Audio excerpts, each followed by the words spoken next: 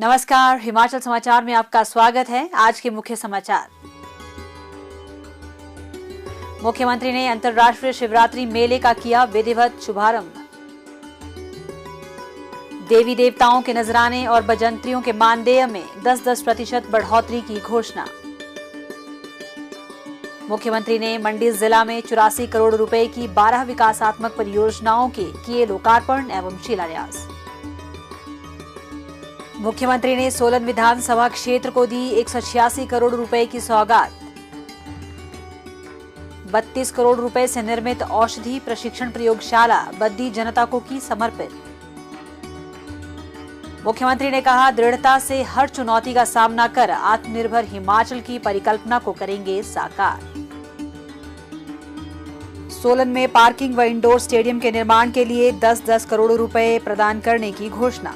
और अब समाचार विस्तार से।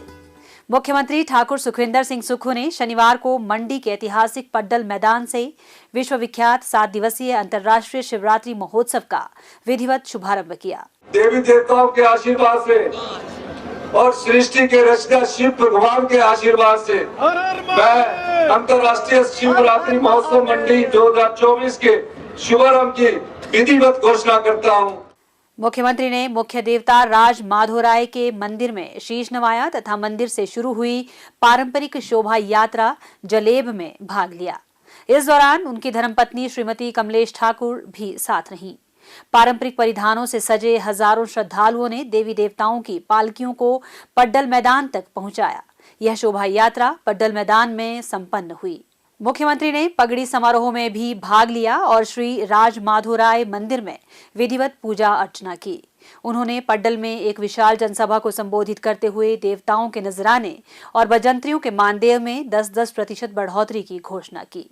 उन्होंने कहा कि हम देव संस्कृति को मानने वाले लोग हैं। देव समाज के हित के लिए सरकार कार्य कर रही है। मुख्यमंत्री ने कांग्रेस के अयोग्य घोषित 6 विधायकों का जिक्र करते हुए कहा कि भाजपा गडरिये की तरह उन्हें हाँक कर यहां से वहां ले जा रही है। उन्होंने सवाल किया कि आखिर क्या वजह है कि पंचकूला के 5 सितारा होटल में आराम के बाद अब उन लोगों को भाजपा चार्टर्ड प्लेन से देहरादून ले गई और वहां ऋषिकेश में एक 7 सितारा होटल में रखा है। उन लोगों ने अंतरात्मा की नहीं बल्कि धनात्मा की पुकार सुनी और पार्टी तथा जनता को धोखा दिया। जिस प्रकार इस कुर्सी को चुराने की कोशिश भारतीय जनता पार्टी के नेता कर रहे हैं वो कभी सफल नहीं होगी, क्योंकि ये आम जनता की कुर्सी है, ये किसान के बेटे की कुर्सी है, ये कर्मचारी के बेटे की कुर्सी है। इसको छीनने की कोशिश करेंगे तो आम जनता जो हमारे साथ कंधे से कंधा मिलाकर चलेगी वो आपको उसका मुंह तोड़ जवाब देंगे। क्या आप लोग हमारे साथ कंधे से कंधा मिलाकर चलेंगे? दोनों हाथ खड़े करके बताइए।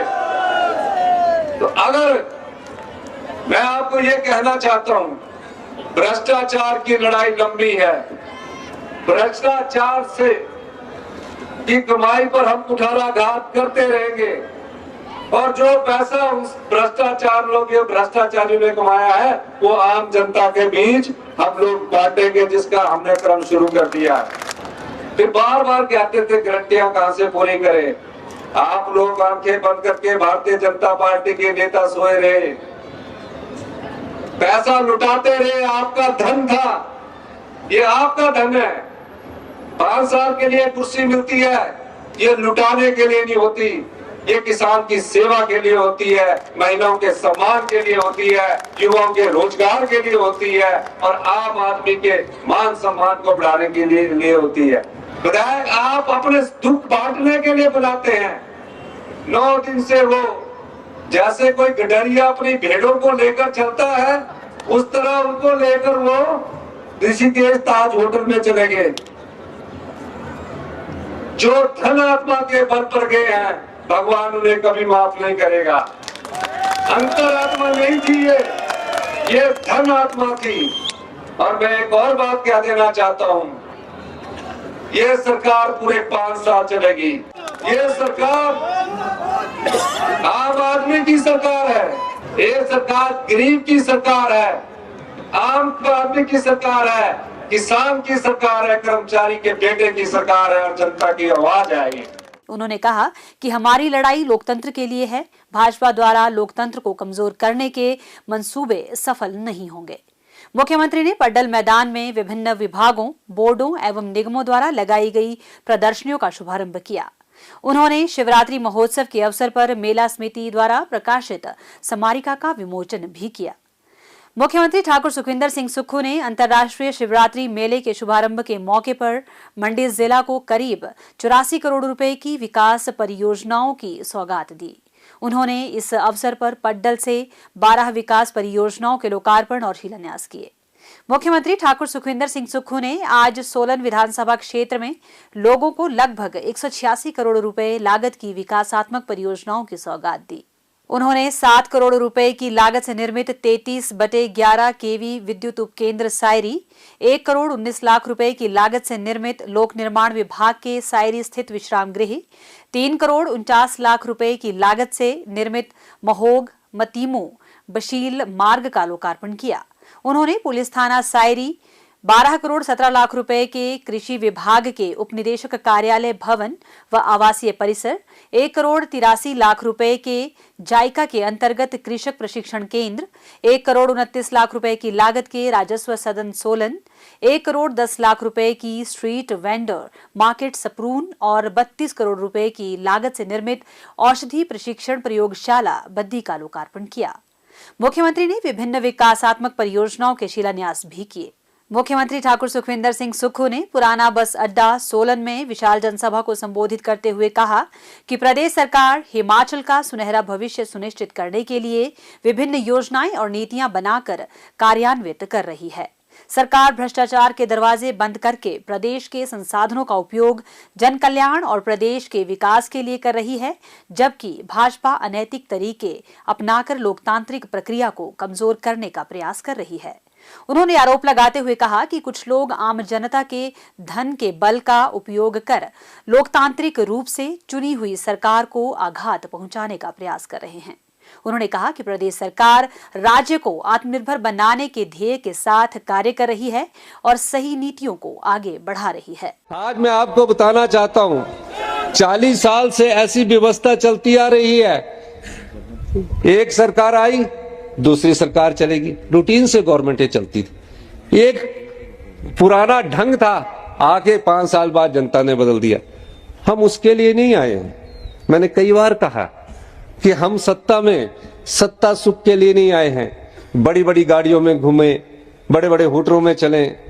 हम सत्ता में व्यवस्था परिवर्तन के लिए आए हैं और ये व्यवस्था परिवर्तन के कारण ही है जो आज हमारी ईमानदारी और पारदर्शी सरकार को गिराने की जो लोग कोशिश कर रहे हैं, उनके आप बैकग्राउंड देखिए, पिछला इतिहास देखिए कि वो किस प्रकार धन बल के बलबूते पर राजनीति कर रहे हैं। और धन बल किसका? आप लोगों का है। आप जानते हैं, जब मैंने दूसरा बजट प्रस्तुत किया, हमने एक साल में 2200 करोड़ रुपए का राजस्व कमाया। 2200 करोड़ रुपए का राजस्व हमने उस भ्रष्टाचार पर लगाम लगाई। उस भ्रष्टाचार में जो आपके पिछले दरवाजे से बाहर जा रहा था, मैंने उस दरवाजे को बंद किया। हर साल शराब के ठेके रिन्यू हो जाते थे, सिर्फ आय 10% बढ़ती थी, यानी कि 160 करोड़ रुपए। हमने शराब के ठेकों की नीलामी की और 500 करोड़ रुपए की आय आप लोगों के लिए राजस्व अर्जित किया। कई और प्रकार से हमारी चोरी हो रही थी, मैंने उन दरवाजों को भी बंद किया। बड़े बड़े उद्योगपति हमारे को प्रलोभन देने की कोशिश करते रहे, लेकिन हम उन प्रलोभनों के लालच में नहीं आए। हमने कहा ये जनता का पैसा है, हिमाचल के गरीब आदमी का पैसा है, हिमाचल के किसान का पैसा है, हिमाचल के दुकानदार का पैसा है। इस पैसे पर हिमाचल की जनता का अधिकार है। इसको हम लूटने के लिए सत्ता में नहीं बैठे हैं, हम इसको बचाने के लिए और जनता की सेवा के लिए सत्ता में बैठे हैं। मैं 26 साल की उम्र में काउंसलर बन गया था, तब से लेकर आज तक राजनीति कर रहा हूं। कभी सत्ता की भूख के सहारे मैंने कभी राजनीति नहीं की। मैंने संघर्ष की राजनीति का दामन थामा है और संघर्ष की राजनीति करके आज मैं मुख्यमंत्री की कुर्सी पर पहुंचा हूं। मुख्यमंत्री ने कहा कि आर्थिक संसाधनों की कमी के बावजूद प्रदेश सरकार ने प्राकृतिक आपदा का मजबूती से सामना किया। प्रदेश सरकार को केंद्र से कोई विशेष सहायता प्राप्त नहीं हुई, फिर भी हमने प्राथमिकताएं तय की और हर प्रभावित व्यक्ति को हर संभव सहायता प्रदान की। प्रदेश सरकार आम आदमी को केंद्र में रखकर अपनी योजनाओं व कार्यक्रमों का स्वरूप तय कर रही है। सरकारी नियमों व प्रक्रियाओं को सरल बनाकर सरकारी सेवाओं को आम आदमी के घर द्वार पहुंचाने का प्रयास कर रही है। इसी के दृष्टिगत राजस्व विभाग में विशेष राजस्व लोक अदालतों का आयोजन आरंभ किया गया। इसके उत्साहजनक परिणाम सामने आए हैं। उन्होंने प्रदेश सरकार की विभिन्न योजनाओं की चर्चा करते हुए कहा कि वित्त वर्ष 2024-25 के बजट में मुख्यमंत्री सुख शिक्षा योजना लाई गई है। इस योजना के तहत प्रदेश में ऐसी सभी विधवाओं के 27 साल तक की आयु वाले बच्चों जिनकी सभी स्रोतों से वार्षिक आय 1 लाख से कम हो की शिक्षा पर होने वाले व्यय प्रदेश सरकार वहन करेगी।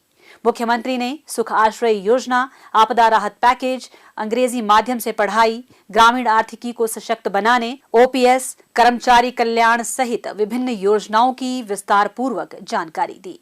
जितनी गरीब महिलाएं विडो है उनकी आय का हमने लिमिट को बढ़ा दिया, 2.5 लाख कर दिया और कहा कि इसको 3 लाख रुपया, जो छोटे से घर में रहती है उसको 3 लाख रुपया मकान बनाने का हमारी सरकार उपलब्ध करवाएगी।